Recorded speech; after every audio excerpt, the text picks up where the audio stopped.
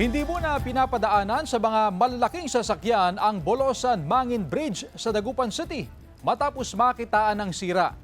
Makibalita tayo live kay Jasmine Gabriel Galban. Jasmine? Chris, tuloy-tuloy ang ginagawang pagbabantay ng mga opisyal ng barangay sa Bulosan para matiyak na walang makadaan ng mga heavy vehicle dito nga sa Bolosan-Mangin Bridge.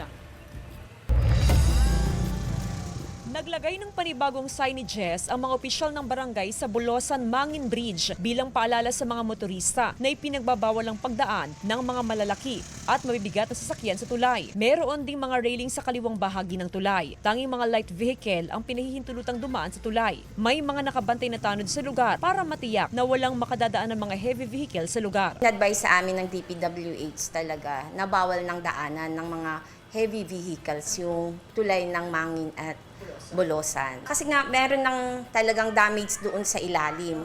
July 2022 pa nang hindi padaanan sa mga malalaking sakyan ang Bolosan-Mangin Bridge. Nagkaroon ng sira ang tulay matapos ang pagtama ng magnitude 7 na lindol sa Northern Luzon noong July 27, 2022. Matapos ang assessment ng DPWH, lumalabas na hindi tuligtas daanan ng mga malalaking sasakyan. Makikita rin ngayon ang bahagyang pagbagsak ng tulay. Bawal na madam kasi masisira na yung tulay pag pinipilit pa nilang idan yung mga dump truck. Kailangan talaga bantayan. Sinabi ko sa barangay council na lagyan na lang ng panibagong sign. Nakipag-ugnayan ng mga opisyal ng Barangay Bulosan sa DPWH at hinihintay na lang ang pagsaayos ng tulay. Malaking tulong ang Bolosan-Mangin Bridge sa mga residente sa lugar dahil ito nagsisilbing access ng daan-daang mga residente upang makapunta sa main road ng syudad. Sabi ko kasi sa kanila, medyo matagal na, last year pa yan sabi kong gano'n.